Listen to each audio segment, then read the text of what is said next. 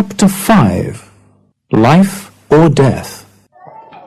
Kathy heard people shouting, and then the sound of her bicycle wheels spinning round. She opened her eyes and saw William's face, among other faces, looking down at her. Finally she felt the pain all over her body. It slowly spread from her head to the rest of her body. It was so bad she could hardly breathe.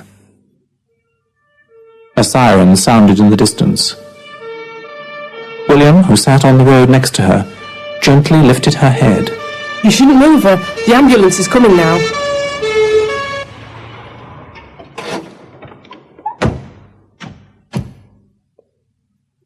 This is a bad one. We'll take her now. Can I go with her in the ambulance? She won't know you're there, but get in if you like. Don't worry about your bike. We'll bring it to the hospital. Thanks. William climbed into the ambulance and sat down near Kathy. He felt terrible. In fact, he was shaking. Kathy looked so white, and there was a deep cut on her head. At the hospital, William was walking beside the stretcher, praying for Kathy's life, while tears filled his eyes. The nurse came up to him. Wait here, please. Will she be all right? I'm sure she will. You should drink a cup of sweet coffee. It's good for shock. You look terrible.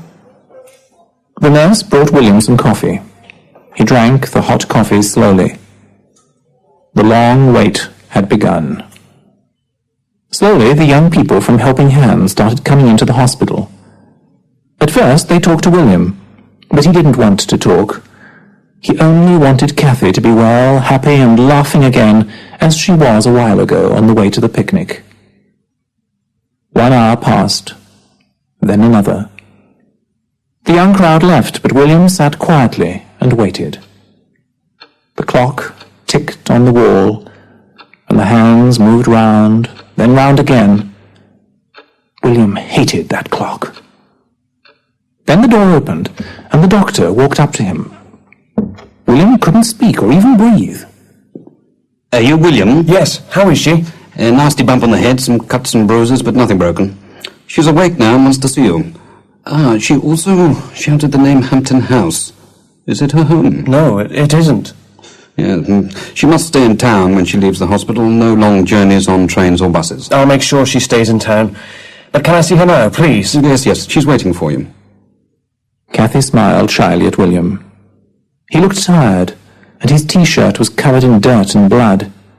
He sat down on the chair next to her bed. How do you feel? You gave me an awful fright. Much better now. The doctor says I can go home tomorrow. Yes, he said you're fine.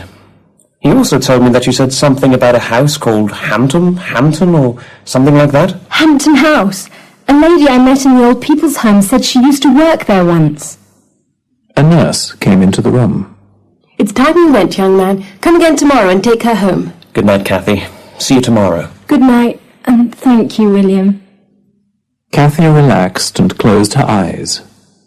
She thought about the old lady's story. Who was the old woman? Why did she tell me about her past? She seemed to know me, but I had never seen her before. Rich masters with lots of servants have not been around for a long time, and the old lady looked so old. This Lord Hampton, can he still be in that house? Why did she give me the invitation? Oh, it's the bump on my head that makes me feel confused. The man must be over 100 years old. The house is probably empty. With this last thought, Kathy felt very calm. When the nurse opened the door a few moments later, she was pleased to see that Kathy was asleep.